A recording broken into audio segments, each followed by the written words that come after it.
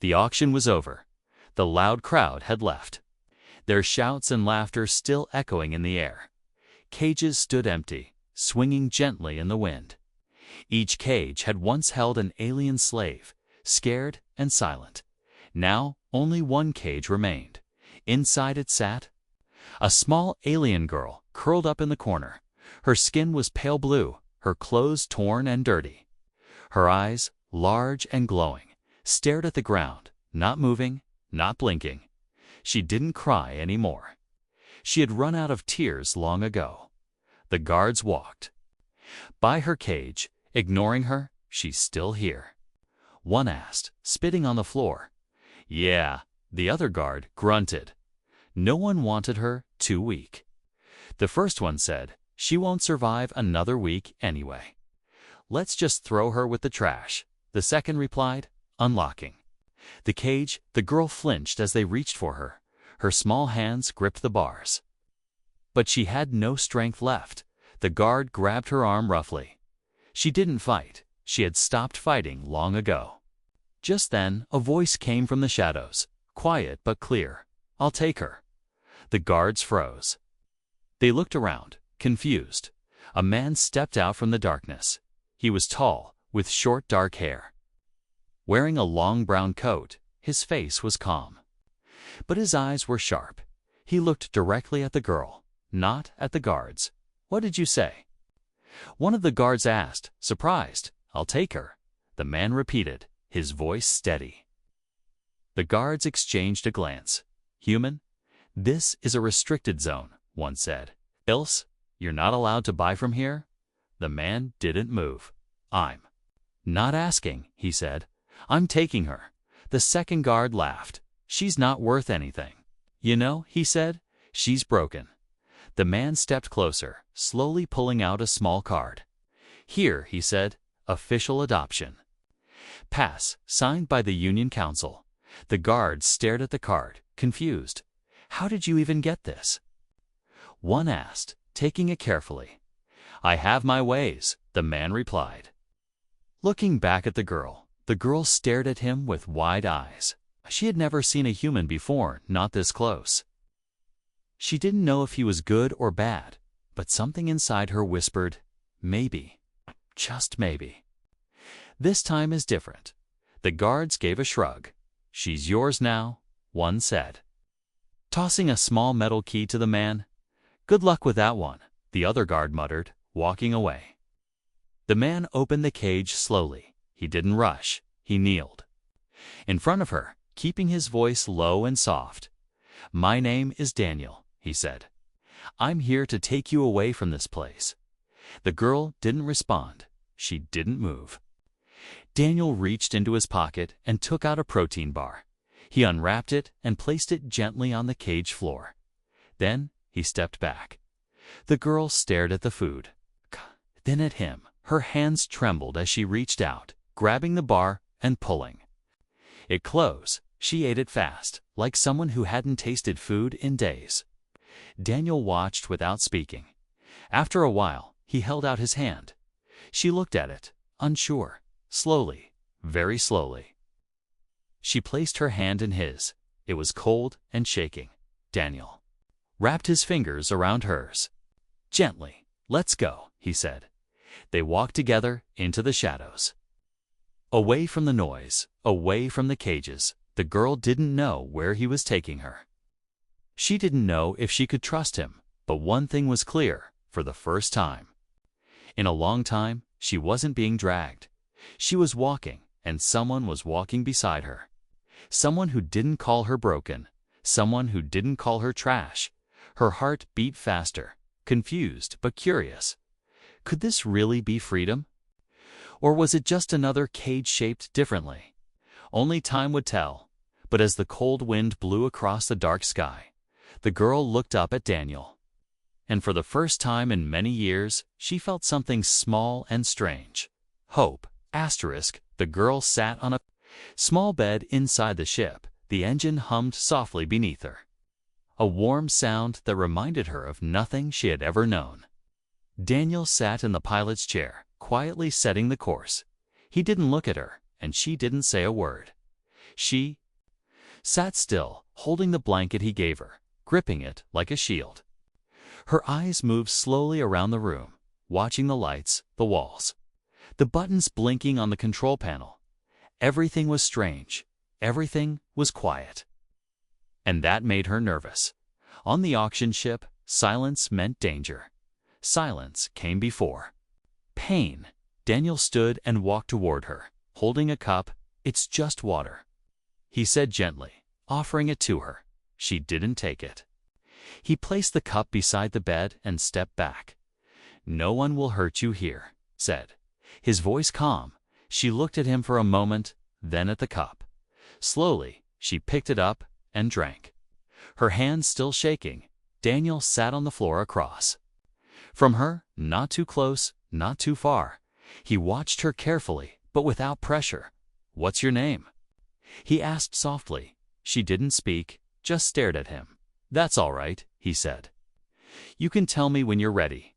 He smiled, just a little, then leaned back against the wall. "I'll tell you mine again," he said. "I'm Daniel. I'm human," he added, chuckling softly. You've probably noticed that the girl blinked, unsure what to say. She had never met someone like him. He didn't act like the others. He wasn't cruel. He wasn't loud. He wasn't cold. He was different. She pulled the blanket tighter around her. Her mind was full of questions. Why did he take her? Why didn't he leave her like the others did?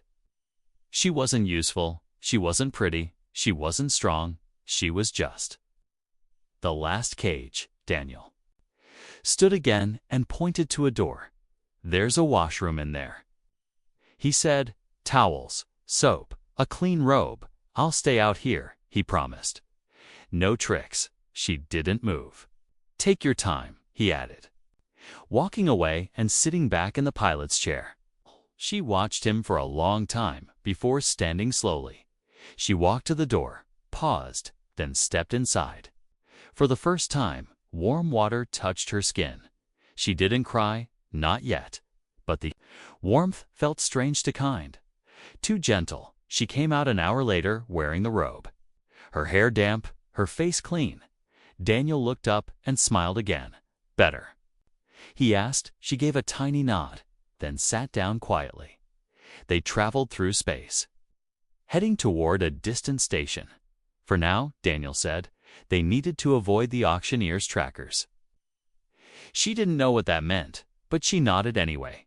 She didn't speak much, but she listened. Daniel told her small stories about space, about Earth, about the food humans liked. She didn't understand everything, but she listened closely. One day, he made her supril soup, hot and full of taste. She ate slowly, watching him. "You still don't trust me," he said, gently. "Do you?"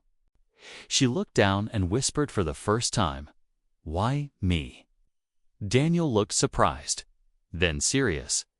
"No one should be left in a cage," he said, "especially a child."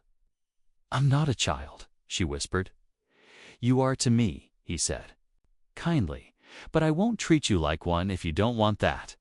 She looked up, her eyes watery but strong. "My name is Kelly," she said at last. Daniel nodded.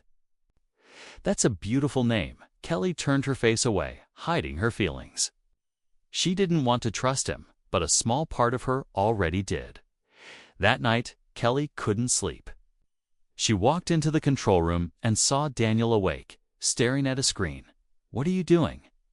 she asked, checking maps. He said, "We need to be careful, Kelly. They'll come looking for you." She stepped closer. "Why not leave me then?" she asked, her voice low. Daniel looked at her, his face calm but serious. "Because you matter," he said. "No one has ever said that to me," she replied. "They should have," he said. "But I'll say it again. You matter, Kelly." Her heart beat faster. She wanted to believe him. She wanted to believe that this man, this human, was not lying. Maybe, just maybe, she wasn't just the last cage. Maybe she was the start of something new. Kelly sat in silence, watching the stars move past the ship window. They were like cold lights in a black sea, far away and untouchable, just like her memories. Daniel was asleep in the pilot chair, breathing slowly, peacefully. She didn't sleep much, not since the cage, when she closed her eyes. The voices came back, the sharp tools, the dark room, the pain. Her body still carried the signs marks on her arms, scars on her back, a tiny metal tag in her neck. They had used her, tested her, hurt her, again and again. Because she was different, she had never known why, till one day she burned a guard by accident. Her hands had glowed, the guard had screamed. And after that, they called her dangerous, a weapon. But now, here on this ship, no one called her names. Daniel didn't look at her with fear. He looked at her with care. Kelly stood and quietly walked to the control panel. Pressing a few buttons, a soft light appeared on the screen. Medical logs. Scanned when Daniel had brought her aboard. She stared at the files, reading them slowly. Subject 7 Project.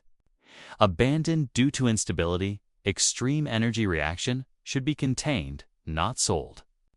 She closed the file quickly, her hands shaking. She knew this already. But seeing it written hurt worse. A soft voice came from behind her. "You're up late," Daniel said, standing slowly and stretching. Kelly turned around fast, her face pale.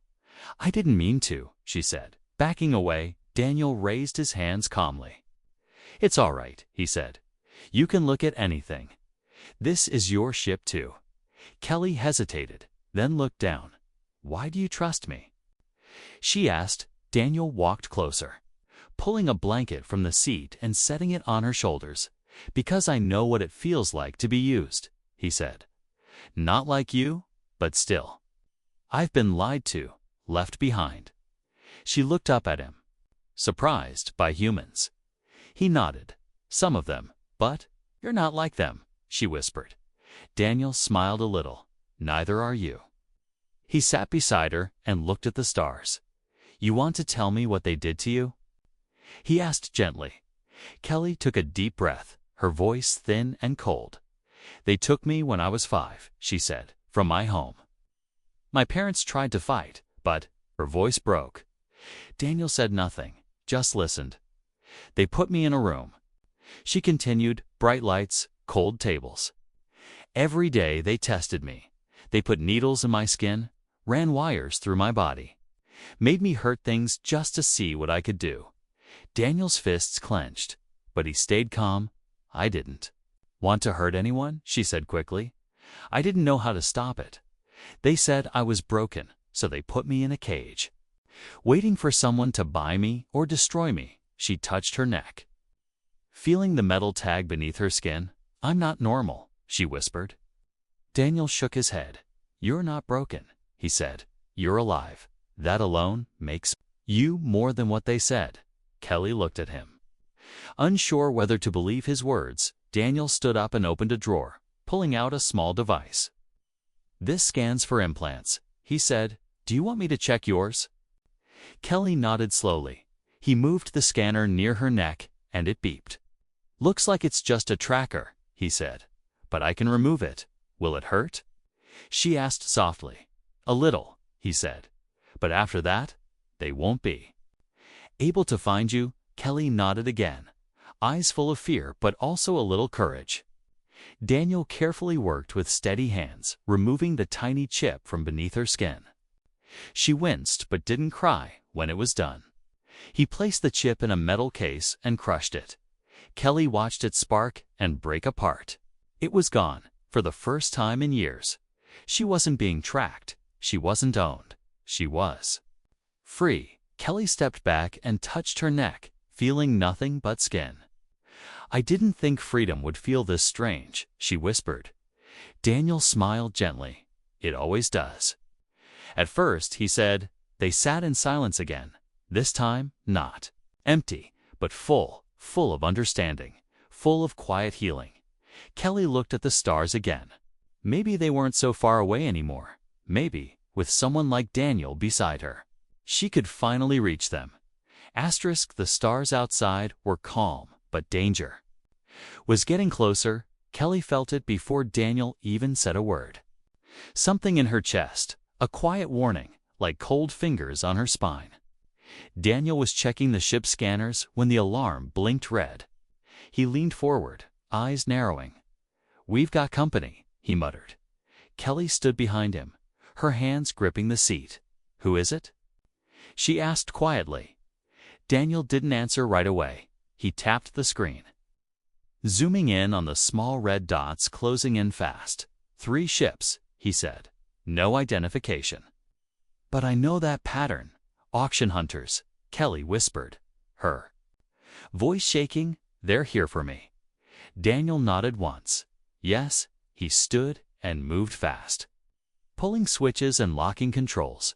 "We have to run," he said. "But we'll have to be smart about it." Kelly followed him to the lower deck where the emergency systems were stored. She watched him strap in power cells and connect hidden drives. "Why are they still chasing me?" she asked. "I'm not worth anything to them now." Daniel looked over his shoulder, his face serious. "You were never just a price tag, Kelly," he said. "You're something they couldn't control, and that scares them." He handed her a small headset. "Put this on. I'll guide you through if we have to separate." Kelly nodded, her hands steady now. Her fear pushed deep inside. "Where are we going?" she asked. "Through the Vulcan field," Daniel said, checking the map. "It's dangerous. Full of electrical storms. But if we make it through, they won't follow." Ellie stared at the swirling cloud on the screen. "No one comes out of." "They're alive," she said. Daniel smirked slightly. "Good thing I'm not just anyone." The ship shook suddenly as laser blasts hit the back engines.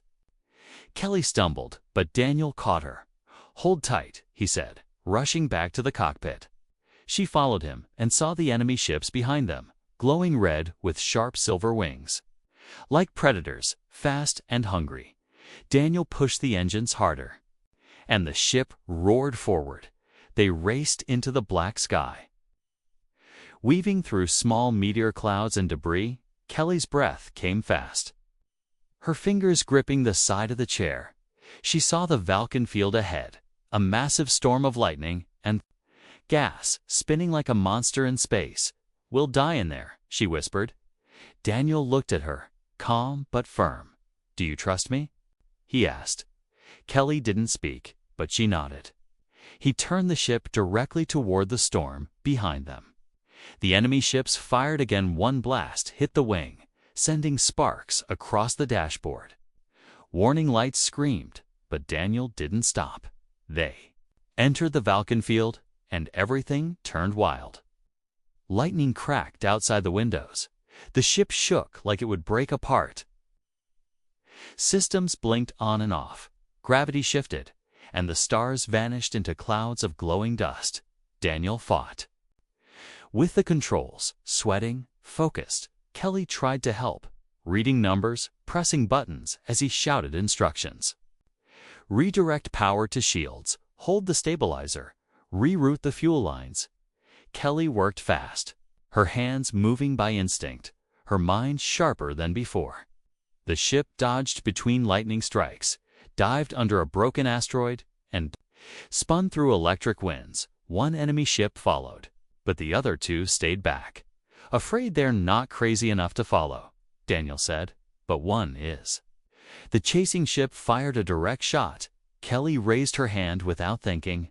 A shield of energy flashed in front of their ship, blocking the hit. Daniel blinked in shock. "Did you do that?" Kelly nodded, surprised by her own power. "I didn't mean to," she whispered. "It just happened." Daniel smiled. "Even in the chaos." "Then do it again if you have to." They dived deeper into the field, the chasing ship getting closer. Kelly stood behind Daniel, eyes glowing, hands raised. Another blast came. Kelly caught it midair, twisting it away with her mind. The enemy ship lost balance and flew into a lightning cloud, then exploded. Daniel and Kelly stared at the flash. Through the window, silence followed. Then Daniel leaned back, laughing. "I think we're clear," he said, breathing hard. Kelly sat down slowly, her legs weak. "You saved us," he said, looking at her with pride. Kelly didn't smile, but her eyes softened. "I didn't want you to die," she said. Daniel nodded. "That's good enough for me." The storm faded behind them. Stars reappeared, and quiet returned. But things had changed. Kelly wasn't just someone Daniel rescued. She was a fighter, and now someone dangerous to the ones chasing her. She looked out the window, thinking deeply. "If they come again," she said, "I won't run." Daniel smiled. "Then we fight, together." The ship floated quietly in space, far away from any known station. Kelly sat near the window, staring into the stars, but her thoughts were somewhere else. She had used her powers, fully, freely, for the first time. She had saved Daniel's life, and her own. But now her heart was heavy. She knew what came next: more enemies, stronger ones, and more pain. Daniel walked in, holding a warm drink in each hand. "Cocoa," he said, smiling a little. "Human comfort food." Kelly took the cup gently, her hands still cold from the storm. "Do you think they'll stop chasing me now?" she asked. Daniel sat beside her, his eyes serious.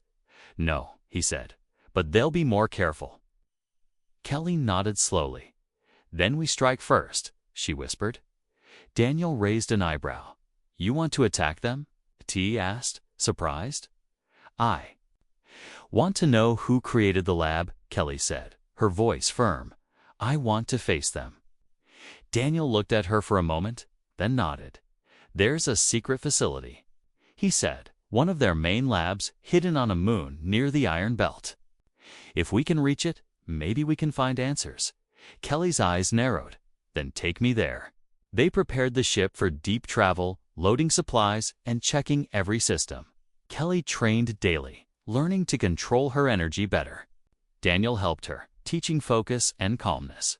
She practiced small things, lifting objects, bending light, deflecting pulses. Sometimes she failed, sometimes she cried. But she didn't stop. Daniel stood by her every time, his voice always patient. "You're not a weapon," he would remind her. "You're a person who's learning." 3 days later, they reached the Iron Belt, a dense field of broken rocks and metal spinning around a dark moon. The lab was hidden beneath the surface, its signals masked by the debris. Daniel landed the ship quietly on the far side.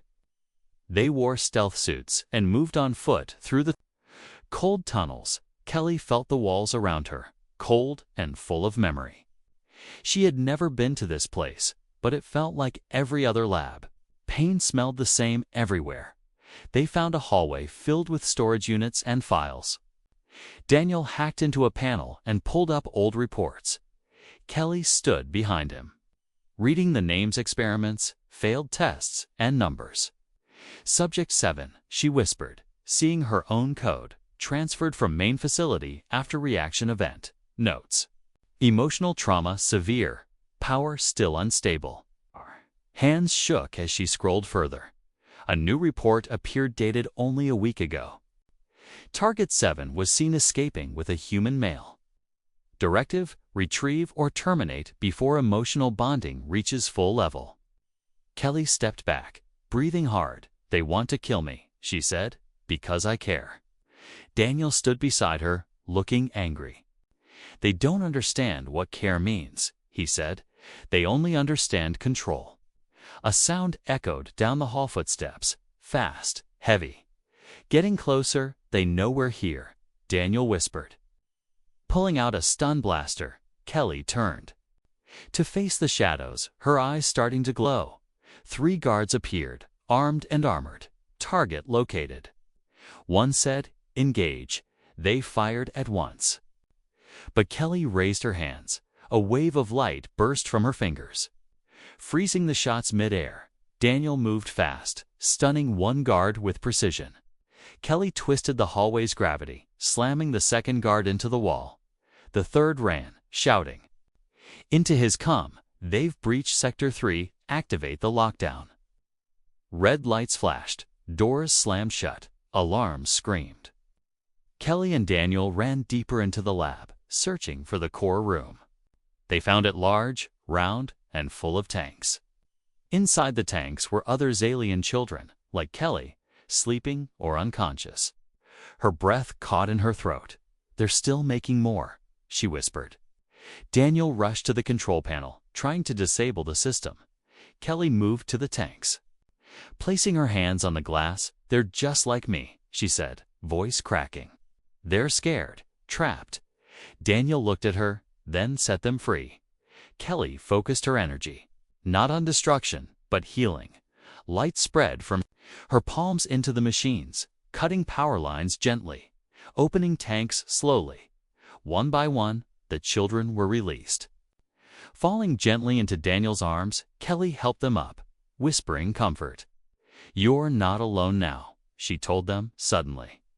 The main door opened and a tall alien in a white coat entered. He looked at Kelly with cold eyes. "So?" he said. "The failed experiment wants to be a hero." Kelly stepped in front of the children, her voice strong. "I'm not a failure," she said. "I'm free." The alien lifted a weapon. But Daniel shot first. The alien dropped, stunned. Silence returned. Kelly looked down at her hands, still glowing softly. "I don't want revenge," she whispered. "I just want it to end." Daniel nodded, putting a hand on her shoulder. "It's over for them, but for you, Kelly," he said. "It's just beginning." The children were safe, resting in the quiet cargo room of the ship. Daniel watched over them, checking vitals and handing out warm food packs. Kelly stood at the window again, but this time something had changed inside her. She wasn't shaking, she wasn't afraid. Her hands were steady, her eyes clear. The energy inside her wasn't wild anymore, it was calm. Focused, ready, she had seen the faces of those children, and something inside her heart had clicked. She wasn't just surviving now, she was protecting. Daniel walked over, standing beside her. "You did something powerful back there," he said. "You didn't just break things, you healed them." Kelly nodded slowly. "I didn't know I could," she whispered. "Maybe because I didn't know what I was?" Daniel looked at her. Gently. "You're not a weapon," he said. "You're someone who made a choice." To help, Kelly turned toward him, her voice steady. "I want to understand what I am," she said, "and I want to control it fully." Daniel smiled. "Then let's find someone who can help." But before they could plan, the ship's alarm beeped. A message blinked on the screen, encrypted and urgent. Daniel tapped the console, and a face appeared. It was an old alien woman with silver skin and bright yellow eyes. "Human pilot Daniel," she said. "You have rescued subjects marked as dangerous by the Unity Core. Your ship has been tagged. You must come to the Sanctuary Zone." For protection, Daniel blinked, surprised. "I thought Sanctuary was just a myth." He said. The woman nodded slowly. "It wasn't until we made it real." She said, "Bring the girl." "Her gift is waking up." The screen turned off, and Kelly stared at Daniel. "Should we trust her?" Daniel shrugged slightly. "She's the only one not trying to kill us." He said, "Let's take that chance." They traveled through hidden routes. Away from known lanes, the stars outside felt quiet, like they were holding their breath. Kelly sat in meditation, trying to feel the energy inside her. She no longer feared it, she wanted to know it. She breathed in and out slowly, listening. A small ball of light formed in her hand, steady and warm. She smiled gently. "I'm learning," she whispered. Hours later, the ship arrived at a strange space station hidden behind a moon covered in green shields and fog. It was beautiful, quiet, and full of life. Plants grew along the walls. Lights blinked in soft colors, and everywhere there were people like Kelly rescued, healing, growing. The old alien woman met them at the gate. "You came," she said, smiling. "Good." She led them to a large hall where others were training. Kelly saw a girl bend light into shapes, a boy floating in the air, another healing a wounded bird. The woman turned to Kelly. "You were made in a lab," she said, "but you are not their creation, you are life." Learning to choose, Kelly nodded, her heart rising. "Will you teach me?" The woman smiled. "You already began." For days, Kelly trained with others. She learned to hold her energy, to shape it, to send it gently or with force. She learned not just to use power, but to understand it. And every night, she sat with the rescued children, holding their hands, telling them stories. They looked up to her not as a weapon, but as hope. Daniel watched it all with quiet pride. He had found her in a cage, scared and silent. Now she stood strong, glowing, a leader. Among others, one night, as stars passed outside, Kelly walked up to him. "There's one more thing I need to do," she said. Daniel nodded. "You want to go back?" "Yes," Kelly said. "To the beginning. To the ones who made me. I want to show them I'm not theirs anymore." Daniel's eyes were steady. "Then we go," he said, "together the next morning." Kelly stood in the hangar, dressed in a suit designed for her light armor mixed with flowing fabric. A small glowing circle hovered over her shoulder, her new energy control system. The children watched her from the hallway, waving softly. She waved back and smiled. "I'll come back," she promised, "and I'll make sure no child ever gets put in a cage again." As the ship lifted off, she closed her eyes and whispered, "I'm not afraid anymore." She wasn't just escaping. She wasn't hiding. She was rising. And the galaxy would see her not as a test subject, not as a number, but as Kelly, the girl who chose to fight for others, the girl who awakened her power not to destroy, but to protect. The ship flew through deep space, quiet and focused. Daniel sat at the controls, calm and alert. Kelly stood behind him, dressed in her new armor, her eyes glowing softly. They were not running this time. They were going back to end it, to face the people who had once caged her and show them she was free. She was not a number anymore, not an experiment, not a weapon. She was Kelly. The lab was hidden on a cold planet called Vexary Prime. It was a gray world, covered in frozen mountains and sharp winds. Beneath the surface, the lab still operated. Filled with scientists and soldiers, they had no idea Kelly was coming. As the ship landed quietly outside the perimeter, Daniel turned to her. "Are you sure you want to do this?" he asked. Kelly nodded, her face calm. "They need to see me," she said. "Not afraid, not broken." Daniel gave her a small smile. "Then let's knock on their door." They walked side by side through the ice-covered path. Kelly's steps were firm, her hands ready, her heart steady at the entrance. Security drones appeared, scanning them. A robotic voice echoed. "Unidentified energy signature detected. Level 5 alert, contain immediately." Soldiers rushed out, pointing weapons at them. Kelly stepped forward, raising one hand slowly. The weapon stopped mid-air. Frozen by her energy, the soldiers backed away in fear.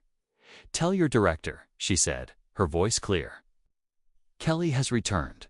Within minutes, they were led inside.